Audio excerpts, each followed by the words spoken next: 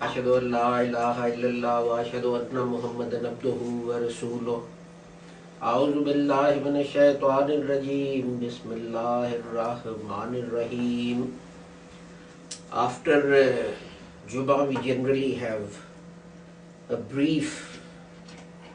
It used to be a dars of the Holy Quran, but it's become more a reflection on various topics and things. And these days, I'm going through the question of Khilafat. And we'd got to a point that the word Khalifa is used in many different contexts in the Holy Quran. And that after the last of the Khulafai Rashideen, that is Hazrat Ali, had been martyred, then there was a divergence in that you had people who called themselves Khalifas in the sense that they were the rulers of the Muslim world, and then you had Khalifas in the sense that they dealt with the reform amongst the community as it expanded, and they were called Mujaddids.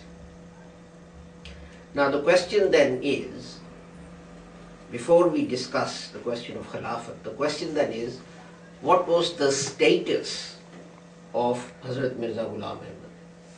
That is fundamental, because the Quran, as the verses that I read out to you 2 or 3 weeks ago, said that Adam is my Khalifa, Dawood is my Khalifa, and so on and so forth. So what was Hazrat Sahab's status? And together with that is the important question, did the whole community agree upon something as being the status of Hazrat Mirza Ghulam Ahmad Sahib?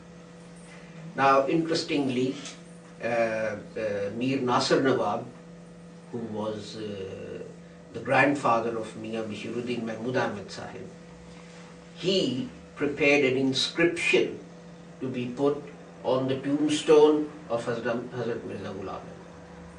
This is interesting because Mir Nasir Nawab later on was the instigator of the differences or dissension in the Ahmadiyya community, because he wanted Mian Bashiruddin Mahmud Ahmad Sahib, his grandson, to become the next Khalifa.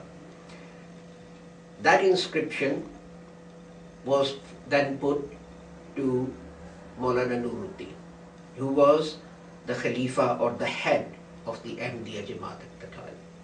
Now the importance of that being put to Hazrat Maulana Nuruddin is this, that Qadianis believe that a Khalifa cannot make a mistake.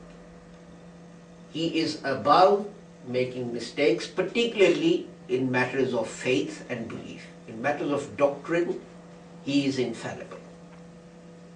So this is put to Hazrat Maulana Nuruddin, and he approves of it. He made a slight change. So what was that inscription? The inscription said, Mirza Ghulam Ahmad Qadiani, Mirza Ghulam Ahmad of Qadian, Masih Maud, the promised Messiah, Mahdi Maud, the promised rightly guided one, Mujaddad Sajjada, Mujaddad of the 14th century of Hijrah. Now, as I said to you, the importance of this thing lies in the fact that this inscription is then put on Hazrat Sahab's tombstone, and it remains there. And it's drafted by Mir Nasir Nawab. It's put to Maulana Nuruddin, who, as I repeat, Qadianis believe that a Khalifa is above making a mistake in matters of doctrine and faith.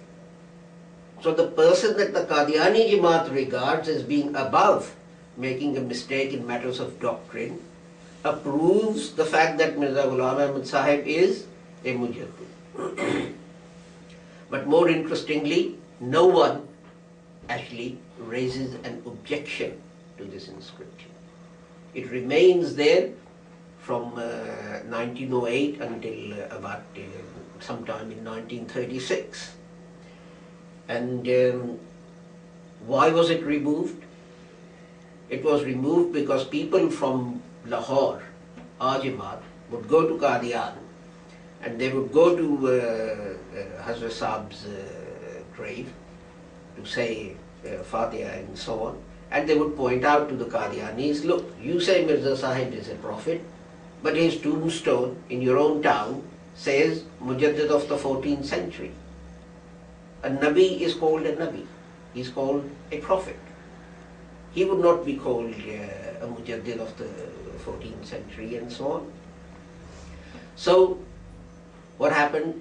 That tombstone was changed because the Qadiani leadership could not answer the objection. Why did Mir Nasr Nawab, if he believed, you see,